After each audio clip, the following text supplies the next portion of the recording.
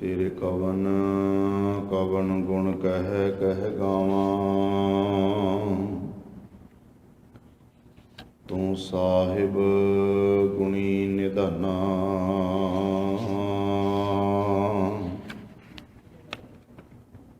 ਤੁਮਰੀ ਮਹਿਮਾ ਵਰਨ ਨਾ ਤਾਕੋ। ਤੂੰ ਠਾਕੁਰ ਊਚ ਭਗਵਾਨਾ। ਜੇਤਾ ਜੀਓ ਪਿੰਡ ਸਭ ਤੇਰਾ। ਤੂੰ ਅੰਤਰਜਾਮੀ ਪੁਰਖ ਭਗਵਾਨ। ਦਾਸਨ ਦਾਸ ਕਹਿ ਜਨ ਨਾਨਕ। ਜਿਹਾ ਤੂੰ ਕਰਾਹੇ ਤੇਹਾ ਹਉ ਕਰੀ ਵਖਿਆਨ। ਸਤਨਾਮ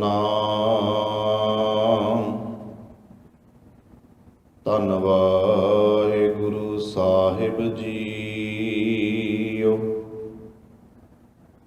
ਸੋਰਠ ਮਹੱਲਾ ਨੌਵਾਂ। ਜੋ ਨਰ ਦੁਖ ਮੈਂ ਦੁਖ ਨਹੀਂ ਮਾਨਾ। ਸੁਖ ਸਨੇਹ ਅਰ ਭੈ ਨਹੀਂ ਜਾਕੈ। ਕੰਚਨ ਮਾਟੀ ਮਾਨਾ। ਜੋ ਨਰ ਦੁਖ ਮੈਂ ਦੁਖ ਨਹੀਂ ਮਾਨਾ। ਸੁਖ ਸਨੇਹ ਅਰ ਭੈ ਨਹੀਂ ਜਾਕੈ। ਕੰਚਨ ਮਾਟੀ ਮਾਨਾ। ਰਹਾਉ ਨਹਿ ਨਿੰਦਿਆ ਨਹਿ ਉਸਤਤ ਜਾਕੈ। ਲੋਭ ਮੋਹ ਅਭਿਮਾਨਾ। ਹਰਖ ਸੋਗ ਤੇ ਰਹਿ ਨਿਆਰੋ। ਨਾਹੇ ਮਾਨ ਅਪਮਾਨਾ। ਆਸਾ ਮਨਸਾ ਸਗਲ ਤਿਆਗੈ। ਜਗ ਤੇ ਰਹਿ ਨਿਰਾਸਾ। ਕਾਮ ਕ੍ਰੋਧ ਜਿਹ ਪਰਸੈ ਨਾਹਿ। ਤਿਹ ਘਟ ਬ੍ਰਹਮ ਨਿਵਾਸਾ। ਗੁਰ ਕਿਰਪਾ ਜਿਹ ਨਰ ਕੋ ਕੀਨੀ। ਤਿਹ ਇਹ ਜੁਗਤ ਪਛਾਨੀ। ਨਾਨਕ ਲੀਨ ਭਇਓ ਗੋਬਿੰਦ ਸਿਉ। ਜਿਉ ਪਾਨੀ ਸੰਗ ਪਾਨੀ। ਗੁਰ ਕਿਰਪਾ ਜਿਹ ਨਰ ਕੋ ਕੀਨੀ। ਤਿਹ ਇਹ ਜੁਗਤ ਪਛਾਨੀ। ਨਾਨਕ ਲੀਨ ਭਇਓ ਗੋਬਿੰਦ ਸਿਉ। ਜਿਉ ਪਾਨੀ ਸੰਗ ਪਾਨੀ। ਵਾਹਿਗੁਰੂ ਜੀ ਕਾ ਖਾਲਸਾ ਵਾਹਿਗੁਰੂ ਜੀ ਕੀ ਫਤਿਹ। ਪਰਮ ਸਨਮਾਨਯੋਗ ਚਵਰ ਛਤਰ ਤਖਤ ਦੇ ਮਾਲਕ ਜੁਗੋ ਜੁਗ ਅਟਲ ਧੰਨ ਧੰਨ ਸਤਿਗੁਰੂ ਸ੍ਰੀ ਗੁਰੂ ਗ੍ਰੰਥ ਸਾਹਿਬ ਮਹਾਰਾਜ ਜੀ ਦੀ ਪਾਵਨ ਪਵਿੱਤਰ ਹਜ਼ੂਰੀ ਅੰਦਰ ਸੁਭਾਏਮਾਨ ਗੁਰੂ ਸਵਾਰੇ ਸਤਸੰਗੀ ਜਨੋ। ਧੰਨ ਸ੍ਰੀ ਗੁਰੂ ਗ੍ਰੰਥ ਸਾਹਿਬ ਮਹਾਰਾਜ ਜੀ ਦੀ ਅਪਾਰ ਬਖਸ਼ਿਸ਼ ਰਹਿਮਤ ਹੋਈ ਹੈ। ਅੰਮ੍ਰਿਤ ਵੇਲੇ ਤੋਂ ਗਰੀਬ ਨਵਾਜ ਪਾਤਸ਼ਾਹ ਜੀ ਤਖਤ ਸਾਹਿਬ ਤੇ ਪ੍ਰਕਾਸ਼ਮਾਨ ਹੋ ਕੇ ਸੰਗਤਾਂ ਨੂੰ ਦਰਸ਼ਨ ਦੀਦਾਰੇ ਬਖਸ਼ਿਸ਼ ਕਰਕੇ ਨਿਹਾਲ ਕਰ ਰਹੇ ਹਨ। ਅੰਮ੍ਰਿਤ ਵੇਲੇ ਦੇ ਸਜੇ ਦੀਵਾਨਾਂ ਵਿੱਚ ਨਿਤਨੇਮ ਬਾਣੀਆਂ ਦੇ ਪਾਠ ਹੋਏ, ਗੁਰਮੰਤਰ ਦੇ ਜਾਪ, ਆਸਾ ਦੀ ਵਾਰ ਦਾ ਕੀਰਤਨ ਆਪ ਜੀਆਂ ਨੂੰ ਸਰਵਣ ਕਰਵਾਇਆ ਹੈ। ਭਾਈ ਅਸ਼ੋਕ ਸਿੰਘ ਜੀ ਗੰਗਾ ਨਗਰ ਵਾਲੇ ਉਹਨਾਂ ਦੇ ਰਾਗੀ ਜਥੇ ਨੇ। ਉਪਰੰਤ ਆਪ ਜੀਆਂ ਨੇ ਅੱਜ ਦਾ ਜੋ ਸਤਿਗੁਰੂ ਮਹਾਰਾਜ ਜੀ ਨੇ ਪ੍ਰਕਾਸ਼ਮਾਨ ਹੋ ਕੇ ਇਲਾਹੀ ਫਰਮਾਨ ਬਖਸ਼ਿਸ਼ ਕੀਤਾ ਹੈ, ਉਸ ਦਾ ਪਾਠ ਸਰਵਣ ਕੀਤਾ ਹੈ। ਧੰਨ ਸ਼੍ਰੀ ਗੁਰੂ ਤੇਗ ਬਹਾਦਰ ਸੱਚੇ ਪਾਤਸ਼ਾਹ ਮਹਾਰਾਜ ਜੀ ਆਪ ਹੀ ਬਖਸ਼ਿਸ਼ ਕਰਕੇ ਪਾਵਨ ਪਵਿੱਤਰ ਸ਼ਬਦ ਦੀ ਵਿਚਾਰ ਕਰਵਾ ਲੈਣ। ਕਰੋ ਕਿਰਪਾ ਸਾਧ ਸੰਗਤ, ਸਤਿਗੁਰੂ ਗਰੀਬ ਨਿਵਾਸ ਸੱਚੇ ਪਾਤਸ਼ਾਹ ਮਹਾਰਾਜ ਜੀ ਤੋਂ ਅਸੀਸ ਪ੍ਰਾਪਤ ਕਰਨ ਲਈ ਪਿਆਰ ਸਹਿਤ ਉਚਾਰਨ ਕਰੀਏ ਜੀ। ਸਤਨਾਮ ਸ਼੍ਰੀ ਵਾਹਿਗੁਰੂ ਜੀ, ਸਤਨਾਮ ਸ਼੍ਰੀ ਵਾਹਿਗੁਰੂ ਸਾਹਿਬ ਜੀ। ਅੱਜ ਦਾ ਪਾਵਨ ਪਵਿੱਤਰ ਮੁੱਖ ਵਾਕ ਧੰਨ ਧੰਨ ਸਤਿਗੁਰੂ ਸ਼੍ਰੀ ਗੁਰੂ ਤੇਗ ਬਹਾਦਰ ਸੱਚੇ ਪਾਤਸ਼ਾਹ ਮਹਾਰਾਜ ਜੀ ਦਾ ਉਚਾਰਨ ਕੀਤਾ ਹੋਇਆ ਰਾਗ ਸੋਰਠ ਵਿੱਚ ਹੈ। ਗੁਰੂ ਗ੍ਰੰਥ ਸਾਹਿਬ ਜੀ ਦੇ ਪਾਵਨ ਅੰਗ 633 ਅਤੇ 34 ਅੰਗ ਤੇ ਸੁਭਾਇਮਾਨ ਹੈ। ਸ਼੍ਰੀ ਗੁਰੂ ਤੇਗ ਬਹਾਦਰ ਸੱਚੇ ਪਾਤਸ਼ਾਹ ਜੀ ਅੱਜ ਦੇ ਪਾਵਨ ਪਵਿੱਤਰ ਸ਼ਬਦ ਰਾਹੀਂ ਜੋ ਸਮੁੱਚੀ ਮਾਨਵਤਾ ਨੂੰ ਸੁਨੇਹਾ ਦੇ ਰਹੇ ਹਨ। ਸਾਹਿਬ ਕਿਰਪਾ ਕਰਦੇ ਨੇ ਕਿ ਜਿਹੜਾ ਸੰਪੂਰਨ ਮਨੁੱਖ ਹੈ ਉਹਦੀਆਂ ਕੀ ਨਿਸ਼ਾਨੀਆਂ ਨੇ, ਜਿਹੜਾ ਪ੍ਰਭੂ ਪਰਮਾਤਮਾ ਦੇ ਨਾਲ ਅਭੇਦ ਹੋ ਜਾਂਦਾ ਹੈ ਉਹਦੇ ਵਿੱਚ ਕੀ ਗੁਣ ਹਨ। ਧੰਨ ਸ਼੍ਰੀ ਗੁਰੂ ਅਰਜਨ ਦੇਵ ਗੁਰੂ ਤੇਗ ਬਹਾਦਰ ਮਹਾਰਾਜ ਜੀ ਨੇ ਉਹਨਾਂ ਦਾ ਜ਼ਿਕਰ ਕੀਤਾ ਹੈ। ਆਮ ਸੰਸਾਰੀ ਬਿਰਤੀ ਇਹ ਹੈ ਕਿ ਜਦੋਂ ਬੰਦੇ ਨੂੰ ਕੋਈ ਦੁੱਖ ਆਉਂਦਾ ਹੈ ਉਦੋਂ ਬੰਦਾ ਰੋਂਦਾ ਕਰਲਾਉਂਦਾ ਹਾਏ ਹਾਏ ਕਰਦਾ ਹੈ। ਉਦੋਂ ਉਹਨੂੰ ਰੱਬ ਵੀ ਚੇਤੇ ਆਉਂਦਾ ਹੈ, ਰੱਬ ਦੇ ਅੱਗੇ ਉਹ ਤਰਲੇ ਵੀ ਕਰਦਾ ਹੈ। ਪਰ ਜਦੋਂ ਦੁੱਖ ਚਲਿਆ ਜਾਏ, ਸੁੱਖ ਆ ਜਾਵੇ, ਉਦੋਂ ਪਰਮੇਸ਼ਰ ਭੁੱਲ ਜਾਂਦਾ ਹੈ। ਜਿਸ ਨੇ ਸੁੱਖ ਦਿੱਤਾ ਉਹ ਭੁੱਲ ਜਾਂਦਾ ਹੈ ਪਰਮਾਤਮਾ, ਤੇ ਸੁੱਖਾਂ ਵਿੱਚ ਉਹਨੂੰ ਪਰਮੇਸ਼ਰ ਬਿਲਕੁਲ ਵੀ ਯਾਦ ਨਹੀਂ ਆਉਂਦਾ। ਤੇ ਸਾਹਿਬ ਕਿਰਪਾ ਕਰਦੇ ਨੇ ਆਮ ਸੰਸਾਰੀ ਬਿਰਤੀ ਦੀ ਕਿ ਮਨੁੱਖ ਆਪਣਾ ਸਮਾਂ ਚੁਗਲੀ 'ਚ, ਨਿੰਦਿਆ ਦੇ ਵਿੱਚ ਕਿੰਨਾ ਸਮਾਂ ਲਾ ਦਿੰਦਾ ਹੈ, ਜਾਂ ਫਿਰ ਖੁਸ਼ਾਮਦ ਵਿੱਚ ਸਮਾਂ ਲਾ ਦਿੰਦਾ ਹੈ, ਜਾਂ ਤੇ ਇਨਸਾਨ ਬੰਦੇ ਦੀ ਖੁਸ਼ਾਮਦ ਕਰਦਾ ਹੈ ਜਾਂ ਨਿੰਦਿਆ ਕਰਦਾ ਹੈ। ਸਾਹਿਬ ਜੀ ਕਹਿੰਦੇ ਨੇ ਇਹ ਬੁਰਾਈ ਆਮ ਸੰਸਾਰ ਦੇ ਜੀਵਾਂ ਵਿੱਚ ਵੇਖੀ ਜਾ ਸਕਦੀ ਹੈ। ਤੇ ਸਾਹਿਬ ਜੀ ਕਹਿੰਦੇ ਨੇ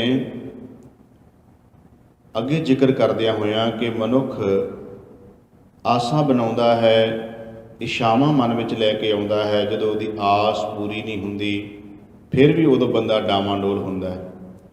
ਮਨ ਦੀਆਂ ਕਈ ਤਰ੍ਹਾਂ ਦੇ ਫੁਰਨੇ ਜੀਵ ਤਿਆਰ ਕਰਦਾ ਹੈ, ਕਈ ਤਰ੍ਹਾਂ ਦੇ ਫੁਰਨੇ ਬਣਾਉਂਦਾ ਹੈ, ਢਾਉਂਦਾ ਹੈ। ਤੇ ਸਾਹਿਬ ਜੀ ਕਹਿੰਦੇ ਨੇ ਕਾਮ ਵਿੱਚ, ਕ੍ਰੋਧ ਵਿੱਚ ਮਨੁੱਖ ਖਚਿਤ ਰਹਿੰਦਾ ਹੈ।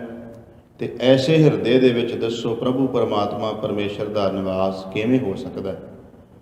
ਤੇ ਸਤਿਗੁਰੂ ਗੁਰੂ ਤੇਗ ਬਹਾਦਰ ਮਹਾਰਾਜ ਨੇ ਜੋ ਕਿਰਪਾ ਕੀਤੀ ਅੱਜ ਦੇ ਪਾਵਨ ਪਵਿੱਤਰ ਸ਼ਬਦ ਵਿੱਚ, ਇਹਦੇ ਵਿੱਚ ਗਿਆਨਵਾਨ ਪੁਰਸ਼ ਦਾ ਜ਼ਿਕਰ ਹੈ।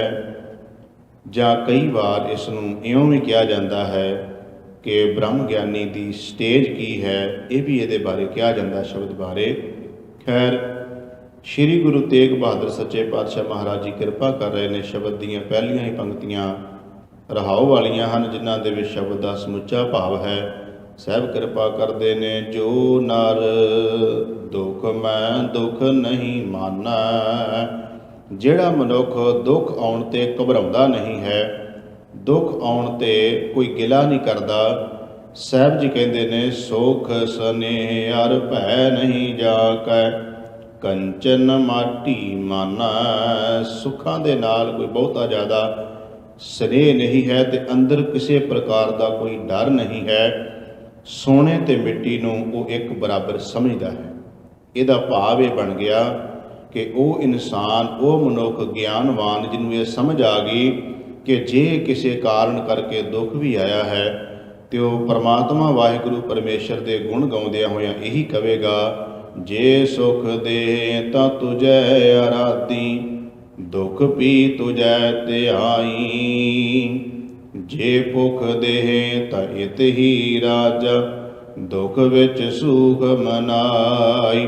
ਉਹ ਫਿਰ ਇਹ ਗਾਵੇਗਾ, ਕੀਤਿਆਂ ਦੁਖ ਭੂਖ ਸਦ ਮਾਰ, ਇਹ ਬੇਦਾਤ ਤੇਰੀ ਦਾਤਾਰ।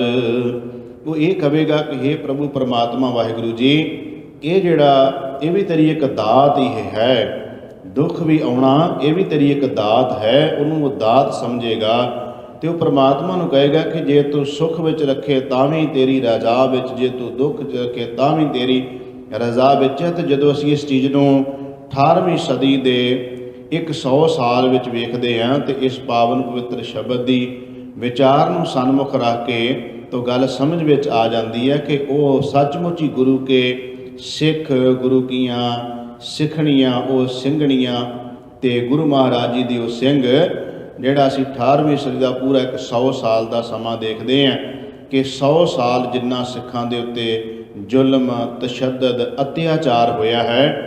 ਤੇ ਇਸ ਸ਼ਬਦ ਨੂੰ ਜਦੋਂ ਸਾਹਮਣੇ ਰੱਖ ਕੇ ਅਸੀਂ ਵੇਖਦੇ ਹਾਂ ਕਿ ਸੱਚਮੁੱਚ ਉਹਨਾਂ ਨੇ ਸ਼ਬਦ ਦੀ ਵਿਆਖਿਆ ਕਰਕੇ ਸਾਨੂੰ ਦੱਸ ਦਿੱਤੀ।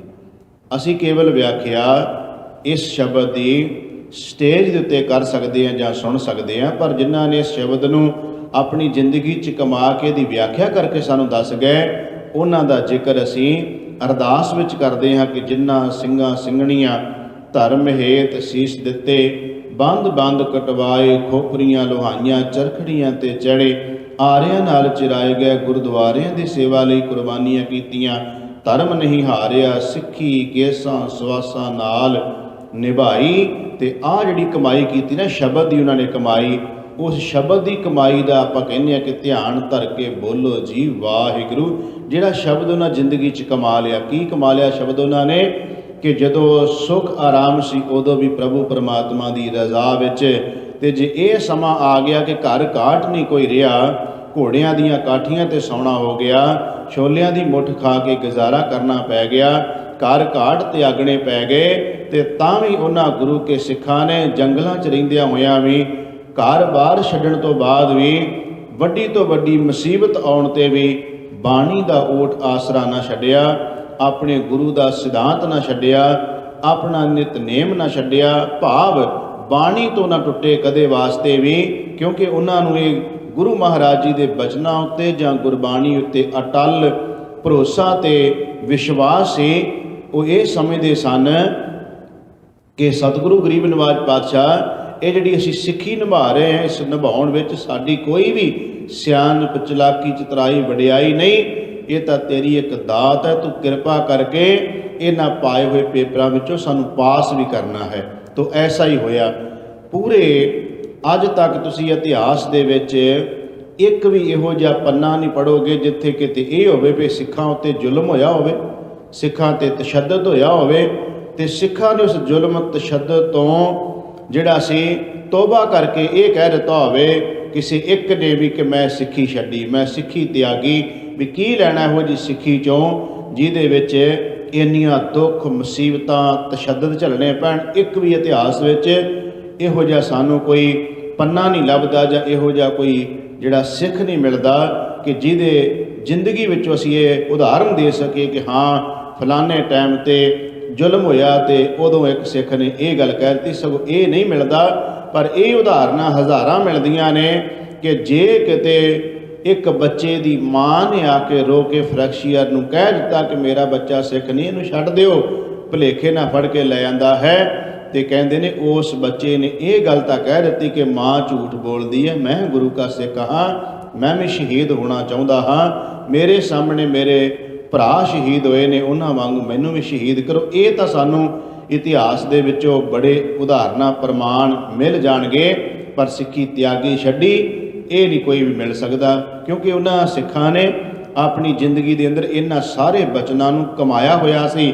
ਤੇ ਕਮਾਈ ਵਾਲਿਆਂ ਦੀ ਹੀ ਧੰਨ ਸ਼੍ਰੀ ਗੁਰੂ ਤੇਗ ਬਹਾਦਰ ਮਹਾਰਾਜ ਜੀ ਨੇ ਅੱਜ ਜ਼ਿਕਰ ਕੀਤਾ। ਉਹ ਪਰਮਾਤਮਾ ਦੇ ਨਾਲ ਇੱਕ ਮਿਕਤਾ ਹਾਸਲ ਕਰ ਜਾਂਦੇ ਨੇ, ਜੀਵਨ ਮੁਕਤ ਹੋ ਜਾਂਦੇ ਨੇ ਉਹ। ਤੇ ਸਾਹਿਬ ਜੀ ਕਹਿੰਦੇ ਕੀ ਕੀ ਉਹਨਾਂ ਦੀਆਂ ਨਿਸ਼ਾਨੀਆਂ ਨੇ। ਧੰਨ ਸ਼੍ਰੀ ਗੁਰੂ ਤੇਗ ਬਹਾਦਰ ਮਹਾਰਾਜ ਜੀ ਕਿਰਪਾ ਕਰਦੇ ਨੇ ਕਿ ਜੋ ਨਰ, ਜੋ ਜੀਵ, ਜੋ ਪ੍ਰਾਣੀ, ਸਾਹਿਬ ਜੀ ਕਹਿੰਦੇ ਦੁੱਖ ਆਉਣ ਤੇ ਘਬਰਾਵੇ ਨਾ ਰਤਾ ਜਨਾਵੇਂ। ਦੁੱਖ ਆਉਣ ਤੇ ਕੋਈ ਗਿਲਾ ਨਾ ਕਰੇ, ਘਬਰਾਵੇ ਨਾ, ਚਿੰਤਾ ਨਾ ਕਰੇ, ਰੱਬ ਨੂੰ ਕੋਈ ਉਲਾਮਾ ਨਾ ਦੇਵੇ। ਤੇ ਸਾਹਿਬ ਜੀ ਕਹਿੰਦੇ ਜਦੋਂ ਸੁੱਖ ਹੋਵੇ ਤੇ ਇਹ ਨਹੀਂ ਵੀ ਉਹ ਸੁੱਖ ਦੇ ਵਿੱਚ ਫੁੱਲਿਆ ਨਹੀਂ ਸਮਾਉਂਦਾ ਤੇ ਸੁੱਖ 'ਚ ਪਰਮਾਤਮਾ ਨੂੰ ਭੁਲਾ ਦਿੰਦਾ ਹੈ, ਨਹੀਂ, ਉਹ ਸੁੱਖ ਵਿੱਚ ਵੀ ਯਾਦ ਰੱਖਦਾ ਹੈ, ਦੁੱਖ ਵਿੱਚ ਵੀ ਯਾਦ ਰੱਖਦਾ ਹੈ। ਤੇ ਸਾਹਿਬ ਜੀ ਕਹਿੰਦੇ ਉਹ ਤਾਂ ਇਉਂ ਸਮਝਦਾ ਕਿ ਸੋਨਾ ਤੇ ਮਿੱਟੀ ਇੱਕ ਬਰਾਬਰ ਹੀ ਹੈ, ਭਾਵ ਸੁੱਖ ਤੇ ਦੁੱਖ ਨੂੰ ਇੱਕ ਬਰਾਬਰ ਸਮਝਦਾ ਹੈ। ਸੋਨਾ ਤੇ ਮਿੱਟੀ ਤੋਂ ਭਾਵ ਹੈ ਕਿ ਉਹ ਕੋਈ ਵੇਖ ਕੇ ਬਹੁਤਾ ਜਿਹੜਾ ਪਦਾਰਥਾਂ ਨੂੰ ਲੁਭਾਇਮਾਨ ਨਹੀਂ ਹੁੰਦਾ, ਤੇ ਜਿੱਦਣ ਕਿਤੇ ਉਹਨੂੰ ਖਾਣ ਨੂੰ ਕੁਝ ਨਾ ਮਿਲੇ ਤੇ ਉਦਣ ਗਿਲਾ ਨਹੀਂ ਕਰਦਾ। ਸਾਹਿਬ ਜੀ ਕਹਿੰਦੇ ਉਹਦੀ ਸਟੇਜ, ਉਹਦੀ ਅਵਸਥਾ ਇਹ ਬਣ ਜਾਂਦੀ ਹੈ। ਸ਼੍ਰੀ ਗੁਰੂ ਤੇਗ ਬਹਾਦਰ ਮਹਾਰਾਜ ਜੀ ਕਿਰਪਾ ਕਰ ਰਹੇ ਨੇ। ਨਹਿ ਨਿੰਦਿਆ ਨਹਿ ਉਸਤਤ ਜਾਕੈ, ਲੋਭ ਮੋਹ ਅਭਿਮਾਨਾ।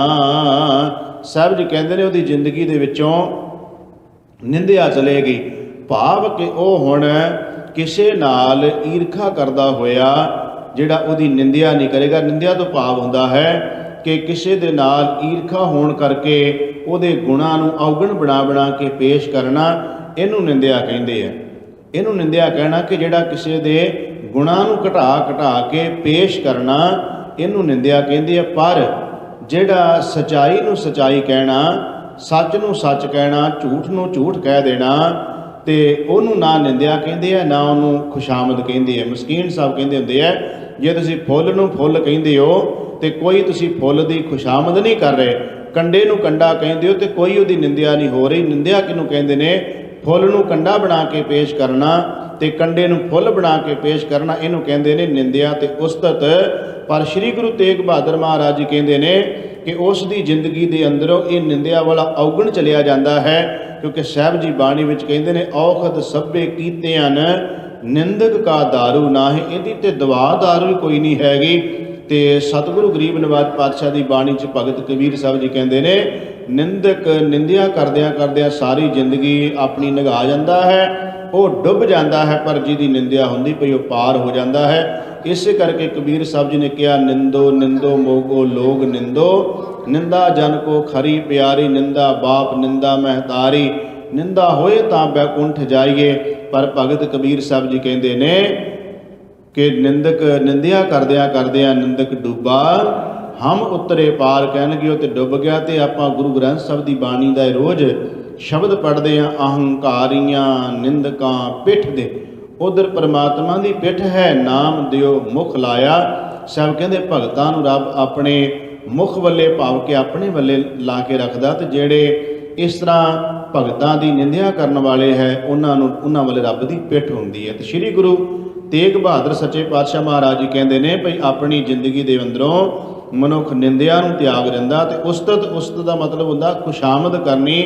ਖੁਸ਼ਾਮਦ ਇਸ ਕਰਕੇ ਕਰਨੀ ਤਾਂ ਕਿ ਬੰਦਾ ਆਪਣੇ ਸਵਾਰਥ ਵਾਸਤੇ ਜਦੋਂ ਕੋਈ ਫੋਕੀ ਖੁਸ਼ਾਮਦ ਕਰੇ ਤੇ ਸਾਹਿਬ ਜੀ ਕਹਿੰਦੇ ਉਹ ਵੀ ਪ੍ਰਵਾਨ ਨਹੀਂ ਹੈ। ਪਰ ਜਿਹੜਾ ਰੱਬ ਦਾ ਪਿਆਰਾ ਹੈ ਉਹ ਨਾ ਤੇ ਕਿਸੇ ਦੀ ਜ਼ੁਬਾਨ ਨਾਲ ਨਿੰਦਿਆ ਕਰਦਾ, ਨਾ ਕਿਸੇ ਦੀ ਖੁਸ਼ਾਮਦ ਕਰਦਾ। ਲੋਭ ਮੋਹ ਅਭਿਮਾਨ, ਉਹਦੀ ਜ਼ਿੰਦਗੀ ਵਿੱਚ ਕਿਸੇ ਪ੍ਰਕਾਰ ਦਾ ਲੋਭ, ਉਹਦੀ ਜ਼ਿੰਦਗੀ 'ਚ ਮੋਹ, ਉਹਦੀ ਜ਼ਿੰਦਗੀ 'ਚੋਂ ਅਭਿਮਾਨ ਅਹੰਕਾਰ, ਇਹ ਚੀਜ਼ਾਂ ਵੀ ਉਹਦੀ ਜ਼ਿੰਦਗੀ 'ਚੋਂ ਚਲੀਆਂ ਜਾਂਦੀਆਂ ਨੇ। ਤੇ ਸ਼੍ਰੀ ਗੁਰੂ ਤੇਗ ਬਹਾਦਰ ਮਹਾਰਾਜ ਜੀ ਕਿਰਪਾ ਕਰਦੇ ਨੇ, ਹਰਖ ਸੋਗ ਤੇ ਰਹਿ ਨਿਆਰੋ, ਨਾਹੇ ਮਾਨ ਅਪਮਾਨਾ। ਹਰਖ ਮੈਨੇ ਖੁਸ਼ੀ, ਸੋਗ ਮੈਨੇ ਗਮੀ। ਸਾਹਿਬ ਜੀ ਕਹਿੰਦੇ ਨੇ ਉਹ ਖੁਸ਼ੀ ਤੇ ਗਮੀ ਦੇ ਵਿੱਚ ਨਿਰਲੇਪ ਰਹਿੰਦਾ ਹੈ। ਕਿਵੇਂ? ਇਤਿਹਾਸ ਵਿੱਚੋਂ ਸਾਨੂੰ ਉਦਾਹਰਨਾਂ ਤੇ ਭਾਵੇਂ ਬੇਅੰਤ ਮਿਲ ਜਾਂਦੀਆਂ ਨੇ, ਪਰ ਜਦੋਂ ਅਸੀਂ ਭਾਈ ਭਿਖਾਰੀ ਜੀ ਦੀ ਉਹ ਸਾਖੀ ਵੇਖਦੇ ਹਾਂ ਕਿ ਆਪਣੇ ਘਰ ਵਿੱਚ ਉਹ ਖਫਣ ਤਿਆਰ ਕਰਦੇ ਪਏ ਨੇ, ਪਰ ਇੱਕ ਬੰਨੇ ਵਿਆਹ ਦੀਆਂ ਤਿਆਰੀਆਂ ਹੋ ਰਹੀਆਂ ਨੇ। ਜਿਹੜਾ ਗੁਰੂ ਕਾ ਸਿੱਖ ਗਿਆ ਸੀ ਗੁਰੂ ਅਰਜਨ ਦੇਵ ਜੀ ਤੋਂ ਆਗਿਆ ਲੈ ਕੇ, ਉਹਨੇ ਜਦੋਂ ਦੇਖਿਆ ਭਾਈ ਭਿਖਾਰੀ ਜੀ ਵੱਲੇ ਇੱਕ ਬੰਨੇ ਮੌਤ ਦਾ ਸਮਾਨ ਤਿਆਰ ਹੋ ਰਿਹਾ, ਇੱਕ ਬੰਨੇ ਵਿਆਹ ਦਾ ਸਮਾਨ ਤਿਆਰ ਹੋ ਰਿਹਾ, ਵੀ ਗੱਲ ਸਮਝ ਵਿੱਚ ਨਹੀਂ ਆ ਰਹੀ। ਪਰ ਉਸ ਗੁਰੂ ਕੇ ਸਿੱਖ ਨੇ ਸਾਰੀ ਰਾਤ ਗੁਰੂ ਨਾਨਕ ਦੇ ਘਰ ਦੀ ਵਡਿਆਈ ਕੀਤੀ। ਉਹ ਗੁਰਮੁਖ ਪਿਆਰਾ, ਉਹਦਾ ਨਾਮ ਹੀ ਗੁਰਮੁਖ ਸੀ, ਸੁਣਦਾ ਰਿਹਾ। ਕਹਿੰਦੇ ਨੇ ਅਗਲਾ ਦਿਨ ਹੋਇਆ, ਬਰਾਤ ਗਈ, ਭਾਈ ਭਿਖਾਰੀ ਜੀ ਆਪਣੇ ਪੁੱਤਰ ਨੂੰ ਵਿਆਹ ਕੇ ਲੈ ਕੇ ਆਏ। ਤੇ ਜਦੋਂ ਘਰੇ ਪਹੁੰਚੇ ਨੇ, ਬੱਚੇ ਦੇ ਜਿਹੜਾ ਸਰੀਰ ਵਿੱਚ ਕੋਈ ਸੂਲ ਉੱਠਿਆ, ਬੱਚੇ ਦੀ ਮੌਤ ਹੋ ਗਈ। ਅਗਲੇ ਦਿਨ ਉਹਦਾ ਸੰਸਕਾਰ ਹੋਣਾ। ਜਿਸ ਘਰ ਦੇ ਵਿੱਚ ਖੁਸ਼ੀ ਦੇ ਸ਼ਬਦ ਗਾਏ ਜਾ ਰਹੇ ਸਨ ਵਿਆਹ ਦੇ ਟਾਈਮ ਦੇ, ਉਸੇ ਘਰ ਦੇ ਵਿੱਚ ਇੱਕਦਮ ਸੋਗ ਵਾਪਰ ਗਿਆ। ਪਰ ਭਾਈ ਭਿਖਾਰੀ ਜੀ ਨੇ ਜਿੱਥੇ ਗੁਰੂ ਮਹਾਰਾਜ ਜੀ ਦਾ ਸ਼ੁਕਰਾਨਾ ਕਰ ਰਹੇ ਸਨ ਬੱਚੇ ਦੇ ਵਿਆਹ ਦੇ ਸੰਬੰਧ ਵਿੱਚ, ਉਸੇ ਵੇਲੇ ਭਾਈ ਸਾਹਿਬ ਨੇ ਸ਼ਬਦਾਂ ਦਾ ਆਸਰਾ ਲੈ ਕੇ ਹੁਣ ਇਹ ਕਹਿਣਾ ਸ਼ੁਰੂ ਕਰ ਦਿੱਤਾ ਕਿ ਭਾਈ ਇਹ ਤਾਂ ਜੰਮਣ ਮਰਨਾ ਹੁਕਮ ਹੈ, ਭਾਣੇ ਆਵੇ ਜਾਏ, ਜੋ ਆਇਆ ਸੋ ਚੱਲ ਸੀ, ਸਭ ਕੋਈ ਆਈ ਵਾਰੀ ਹੈ। ਹੁਣ ਉਸੇ ਘਰ ਦੇ ਵਿੱਚ ਭਾਈ ਭਿਖਾਰੀ ਜੀ ਇਹ ਸ਼ਬਦ ਕਹਿਣ ਲੱਗ ਪਏ ਵੀ ਇਹ ਪ੍ਰਮਾਤਮਾ ਦੀ, ਉਹਦੀ ਗੁਰੂ ਦੀ, ਪਰਮੇਸ਼ਰ ਦੀ ਰਜ਼ਾ ਇਹ ਹੈ ਕਿ ਜੋ ਉਹਨੂੰ ਭਾਉਂਦਾ ਹੁੰਦਾ ਉਹੀ ਹੈ। ਕਹਿੰਦੇ ਨੇ ਭਾਈ ਗੁਰਮੁਖ ਨੇ ਸਵਾਲ ਕਰ ਦਿੱਤਾ ਕਿ ਭਾਈ ਸਾਹਿਬ ਜੀ ਦਾ ਮਤਲਬ ਤੁਹਾਨੂੰ ਪਤਾ ਸੀ ਵੀ ਇਹ ਕੁਝ ਵਾਪਰ ਜਾਣਾ ਹੈ? ਉਹ ਕਹਿੰਦਾ ਮੈਂ ਇਹ ਤਾਂ ਨਹੀਂ ਕਹਿ ਸਕਦਾ ਮੈਨੂੰ ਪਤਾ ਸੀ, ਪਰ ਗੁਰੂ ਅਰਜਨ ਦੇਵ ਮਹਾਰਾਜ ਜੀ ਦੀ ਤੁਸੀਂ ਕਿਰਪਾ ਹੀ ਕਰ ਲਓ, ਉਹਦੀ ਰਹਿਮਤ ਗੁਰੂ ਅਰਜਨ ਦੇਵ ਮਹਾਰਾਜ ਜੀ ਦੀ, ਮੈਂ ਕੌਣ ਹੁੰਨਾ ਹੈ। ਪਰ ਉਹ ਭਾਈ ਗੁਰਮੁਖ ਨੇ ਕਿਹਾ ਜੀ ਇੰਨਾ ਪਤਾ ਸੀ ਤੁਹਾਨੂੰ ਕਿ ਘਟਨਾ ਵਾਪਰ ਜਾਣੀ ਹੈ, 2 ਘਰ ਬਰਬਾਦ ਹੋ ਗਏ, ਇੱਧਰ ਤੁਹਾਡਾ ਤੇ ਉੱਧਰ ਲੜਕੀ ਵਾਲਾ, ਤੇ ਜੇ ਤੁਹਾਨੂੰ ਪਤਾ ਸੀ ਜਾਂ ਤੇ ਸ਼ਾਦੀ ਨਾ ਕਰਦੇ ਤੇ ਜਾਂ ਫਿਰ ਉਮਰ ਵਧਾ ਲੈਂਦੇ ਗੁਰੂ ਸਾਹਿਬ ਦੇ ਚਰਨਾਂ 'ਚ ਅਰਦਾਸ ਕਰਕੇ। ਤੇ ਭਾਈ ਭਿਖਾਰੀ ਨੇ ਇੱਕੋ ਹੀ ਸ਼ਬਦ ਕਿਹਾ ਸੀ, ਭਾਈ ਗੁਰਮੁਖਾ ਜੇ ਗੁਰੂ ਅਰਜਨ ਦੇਵ ਮਹਾਰਾਜ ਜੀ ਨੇ ਤੈਨੂੰ ਭੇਜਿਆ ਇਸ ਕਰਕੇ ਵੀ ਜਿਹੜਾ ਰਜ਼ਾ ਹੁਕਮ ਭਾਣਾ ਹਰਖ ਸੋ ਖੁਸ਼ੀ ਗਮੀ ਨੂੰ ਕਿਵੇਂ ਮਹਿਸੂਸ ਕਰਦਾ, ਕਿਵੇਂ ਸਮਝਦਾ ਹੈ। ਜੇ ਗੁਰੂ ਸਾਹਿਬ ਨੇ ਮੇਰੇ ਕੋਲੇ ਨਿਮਾਣੇ ਜੇ ਸਿੱਖ ਕੋਲੇ ਭੇਜਿਆ ਹੈ ਤੇ ਇਹਦਾ ਮਤਲਬ ਇਸੇ ਕਰਕੇ ਹੀ ਸੀ ਭੇਜਿਆ ਕਿਉਂਕਿ ਗੁਰੂ ਮਹਾਰਾਜ ਜੀ ਨੇ ਇਹ ਮੇਰੇ ਰਾਹੀਂ ਹੋ ਸਕਦਾ ਤੈਨੂੰ ਇਹ ਸਿੱਖਿਆ ਦੇਣੀ ਹੋਵੇ ਕਿ ਸਿੱਖ ਦਾ ਜੀਵਨ ਕਿੱਦਾਂ ਦਾ ਹੁੰਦਾ। ਭਾਵੇਂ ਕਿ ਮੈਂ ਉਹ ਨਹੀਂ, ਫਿਰ ਵੀ ਆਪਣੇ ਆਪ ਨੂੰ ਭਾਈ ਭਿਖਾਰੀ ਕਹਿੰਦਾ ਕਿ ਮੇਰੇ 'ਚ ਕੋਈ ਇਹੋ ਜਿਹਾ ਗੁਣ ਨਹੀਂ, ਪਰ ਹਾਂ ਇਹ ਗੁਰੂ ਅਰਜਨ ਦੇਵ ਜੀ ਦੀ ਕਿਰਪਾ ਹੀ ਹੈ ਜਿਨ੍ਹਾਂ ਨੇ ਆਪ ਸੋਝੀ ਦਿੱਤੀ ਹੈ ਕਿ ਜੇ ਪੁੱਤਰ ਘਰ ਵਿੱਚ ਆਇਆ ਤੇ ਤਾਂ ਵੀ ਉਹਦੀ ਵਡਿਆਈ ਹੈ ਪਰਮੇਸ਼ਰ ਦੀ, ਕੋਈ ਖੁਸ਼ੀ ਵਾਲੀ ਗੱਲ ਇਹਦੇ ਵਿੱਚ ਕਾਹਦੀ, ਪਰਮਾਤਮਾ ਦਾਤ। ਚਲਿਆ ਗਿਆ ਤੇ ਜਿਸ ਕੀ ਬਸਤ ਸੇ ਆਗਿਆ ਰਾਖੈ ਪ੍ਰਭ ਕੀ ਆਗਿਆ ਮਾਨੈ ਮਾਤੇ। ਇਹ ਕੇਵਲ ਕਹਿਣ ਮਾਤਰ ਗੱਲਾਂ ਅਸੀਂ ਕਰ ਸਕਦੇ ਹਾਂ, ਪਰ ਜਿਨ੍ਹਾਂ ਨੇ ਜ਼ਿੰਦਗੀ 'ਚ ਹੰਢਾ ਕੇ ਸਾਡੇ ਸਾਹਮਣੇ ਮਿਸਾਲਾਂ ਕਾਇਮ ਕਰ ਗਏ, ਇਹ ਉਹਨਾਂ ਦੀਆਂ ਉਦਾਹਰਨਾਂ, ਉਹਨਾਂ ਦੀਆਂ ਮਿਸਾਲਾਂ ਫਿਰ ਜਿਹੜੀਆਂ ਨੇ ਉਹ ਬਣ ਜਾਂਦੀਆਂ ਨੇ ਕਿ ਭਾਈ ਜਿਨ੍ਹਾਂ ਨੇ ਜੀਵਨ ਜੀਵਿਆ ਉਹ ਕੈਸੇ ਸਿੱਖ ਸਨ। ਉਹਨਾਂ ਦੇ ਜੀਵਨ ਤੋਂ ਫਿਰ ਸਾਨੂੰ ਪ੍ਰੇਰਨਾ ਮਿਲਦੀ ਹੈ, ਸਾਨੂੰ ਫਿਰ ਸੇਧ ਮਿਲਦੀ ਹੈ। ਸਾਹਿਬ ਜੀ ਕਹਿੰਦੇ ਨੇ ਖੁਸ਼ੀ ਤੇ ਗਮੀ ਭਾਵ ਕੇ ਨਿਰਲੇਪ ਰਹਿਣਾ ਤੇ ਨਾ ਹੀ ਮਾਨ ਅਪਮਾਨਾ। ਉਹਨਾਂ ਨੂੰ ਮਾਨ ਸਨਮਾਨ ਨਾਲ ਕੋਈ ਗੱਲ ਨਹੀਂ। ਜੇ ਕੋਈ ਵਡਿਆਈ ਕਰੀ ਜਾਂਦਾ ਤੇ ਇਹਦਾ ਮਤਲਬ ਇਹ ਨਹੀਂ ਕਿ ਫੁੱਲਦੇ ਹੈ। ਜੇ ਉਹਨਾਂ ਦਾ ਕੋਈ ਅਪਮਾਨ ਕਰੀ ਜਾਂਦਾ ਹੈ, ਉਹਨਾਂ ਨੂੰ ਬੁਰਾ ਭਲਾ ਕਹੀ ਜਾਂਦਾ ਹੈ ਤਾਂ ਪਰਵਾਹ ਨਹੀਂ ਕਰਦੇ। ਸੰਤ ਗਿਆਨੀ ਜਰਨੈਲ ਸਿੰਘ ਖਾਲਸਾ ਭਿੰਡਰਾਂ ਵਾਲੇ ਉਹ ਆਪਣੀ ਜਾਨ ਦੀ ਬਾਜੀ ਲਾ ਗਏ, ਪਰ ਉਦੋਂ ਵੀ ਤਾਂ ਬਹੁਤ ਲੋਕਾਂ ਨੇ ਉਹਨਾਂ ਦੇ ਬਾਰੇ ਕੀ ਕੁਝ ਨਹੀਂ ਕਿਹਾ, ਕਿਹੜੇ ਸ਼ਬਦ ਉਹਨਾਂ ਦੇ ਬਾਰੇ ਨਹੀਂ ਵਰਤੇ, ਪਰ ਉਹਨਾਂ ਨੇ ਵੀ ਇਹ ਸ਼ਬਦ ਦੀ ਵਿਆਖਿਆ ਕਰਕੇ ਸਾਡੇ ਸਾਹਮਣੇ ਕਰ ਗਏ ਕਿ ਭਾਈ ਨਾ ਦੁਨੀਆ ਦੀ ਪਰਵਾਹ ਨਾ ਕਰੋ। ਇਹ ਮਾਨ ਅਪਮਾਨ ਜੇ ਕੋਈ ਸਾਨੂੰ, ਜੇ ਉਹਨਾਂ ਨੂੰ ਕੋਈ ਕਹਿੰਦਾ ਸੀ ਤੁਹਾਨੂੰ ਜੀ ਸੰਤ ਲੋਕੀ ਕਹਿੰਦਾ ਕਹੀ ਜਾਣ, ਮੈਂ ਤਾਂ ਨਹੀਂ ਕਹਿੰਦਾ।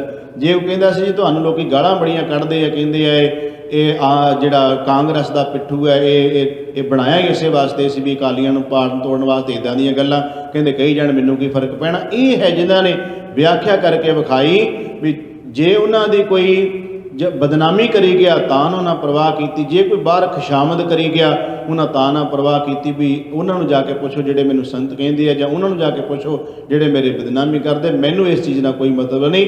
ਸੋ ਇਸ ਤਰ੍ਹਾਂ ਉਹ ਆਪਣੀ ਜ਼ਿੰਦਗੀ ਦੀ ਬਾਜੀ ਲਾਉਣ ਤੋਂ ਬਾਅਦ ਜਦੋਂ ਜ਼ਿੰਦਗੀ ਦੀ ਆਪਣੀ ਵਿਆਖਿਆ ਕਰ ਜਾਂਦੇ ਨੇ ਸ਼ਬਦਾਂ ਦੀ, ਫਿਰ ਬਾਅਦ ਵਿੱਚ ਦੁਨੀਆ ਉਹਨਾਂ ਨੂੰ ਯਾਦ ਕਰਦੀ ਹੈ ਕਿ ਹਾਂ ਬਈ ਉਹਨਾਂ ਨੇ ਸੱਚਮੁੱਚ ਗੁਰੂ ਆਸ਼ੀ ਅਨੁਸਾਰ ਆਪਣੇ ਜੀਵਨ ਨੂੰ ਜੀ ਕੇ ਸਾਡੇ ਸਾਹਮਣੇ ਮਿਸਾਲ ਕਾਇਮ ਕਰ ਗਏ। ਤਾਂ ਇਸ ਤਰ੍ਹਾਂ ਇੱਕ ਨਹੀਂ ਹਜ਼ਾਰਾਂ ਲੱਖਾਂ ਗੁਰੂ ਕੇ ਸਿੱਖ ਨੇ ਜਿਨ੍ਹਾਂ ਇਹਨਾਂ ਸ਼ਬਦਾਂ ਦੀ ਵਿਆਖਿਆ ਸਾਡੇ ਸਾਹਮਣੇ ਕਰ ਦਿੱਤੀ। ਤਾਂ ਸਾਹਿਬ ਕਿਰਪਾ ਕਰਦੇ ਨੇ ਆਸਾ ਮਨਸਾ ਸਗਲ ਤਿਆਗੈ ਜਗ ਤੇ ਰਹਿ ਨਿਰਾਸਾ।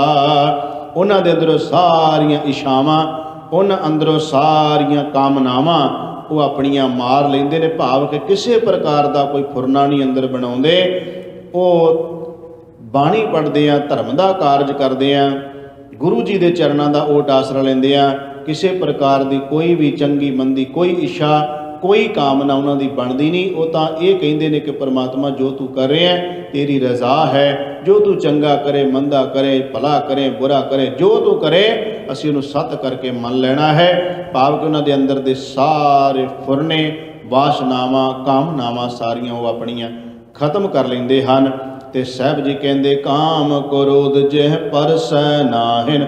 ਉਹਨਾਂ ਦੀ ਜ਼ਿੰਦਗੀ ਵਿੱਚ ਕਾਮ ਤੇ ਕ੍ਰੋਧ ਇਹ ਛੂੰਹਦਾ ਵੀ ਨਹੀਂ ਹੈ, ਸਪਰਸ਼ ਵੀ ਨਹੀਂ ਕਰਦਾ, ਭਾਵ ਕਿ ਫੁਰਨਾ ਵੀ ਨਹੀਂ ਉੱਠਦਾ ਉਹਨਾਂ ਦੇ ਅੰਦਰੋਂ ਵਾਸ਼ਨਾਵਾਂ ਦਾ, ਇਹਨਾਂ ਵਿਕਾਰਾਂ ਦਾ। ਤੇ ਸਾਹਿਬ ਗੁਰੂ ਤੇਗ ਬਹਾਦਰ ਮਹਾਰਾਜ ਜੀ ਕਹਿੰਦੇ ਫਿਰ ਉਸ ਹਿਰਦੇ ਵਿੱਚ ਕੌਣ ਆ ਕੇ ਬੈਠ ਗਿਆ?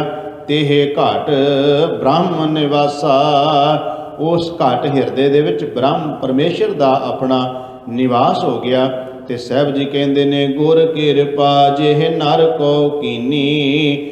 ਇਹਦੇ ਵਿੱਚ ਸ੍ਰੀ ਗੁਰੂ ਤੇਗ ਬਹਾਦਰ ਮਹਾਰਾਜ ਜੀ ਕਹਿੰਦੇ ਵੀ ਕੋਈ ਸਿਆਣਪ, ਕੋਈ ਚਲਾਕੀ, ਕੋਈ ਚਤਰਾਈ ਨਹੀਂ, ਇਹ ਤਾਂ ਮਾਲਕ ਦੇ ਚਰਨਾਂ 'ਚ ਅਰਦਾਸ ਹੈ। ਗੁਰੂ ਕਿਰਪਾ ਕਰੇ ਤੇ ਇਹ ਸਾਰੀਆਂ ਉੱਪਰ ਦੱਸੇ ਹੋਏ ਜਿਹੜੇ ਗੁਣ ਨੇ ਇਹ ਤਾਂ ਹੀ ਆ ਸਕਦੇ ਨੇ ਜੇ ਗੁਰੂ ਕਿਰਪਾ ਕਰੇ, ਗੁਰੂ ਰਹਿਮਤ ਕਰੇ, ਗੁਰੂ ਬਖਸ਼ਿਸ਼ ਕਰ ਦੇਵੇ। ਤੇ ਸਾਹਿਬ ਕਹਿੰਦੇ ਜਿਹਦੇ ਉੱਤੇ ਗੁਰੂ ਨੇ ਕਿਰਪਾ ਆਪਣੀ ਦ੍ਰਿਸ਼ਟੀ ਕਰ ਦਿੱਤੀ ਤੇ ਇਹ ਜੁਗਤ ਪਛਾਨੀ। ਉਹਨੀਆਂ ਸਾਰੀਆਂ ਜੁਗਤੀਆਂ ਸਾਰੀਆਂ ਦੀ ਉਹਨੂੰ ਸਮਝ ਆ ਗਈ ਵੀ ਇਹ ਦੁੱਖ ਸੁੱਖ ਕੀ ਹੁੰਦਾ ਹੈ, ਮਾਨ ਅਪਮਾਨ ਕੀ ਹੁੰਦਾ ਹੈ, ਉਸਤਤ ਨਿੰਦਿਆ ਕੀ ਹੁੰਦੀ ਹੈ, ਹਰਖ ਸੋਹ ਕੀ ਹੁੰਦਾ ਹੈ, ਆਸਾ ਮਨਸਾ ਕੀ ਹੁੰਦੀ ਹੈ।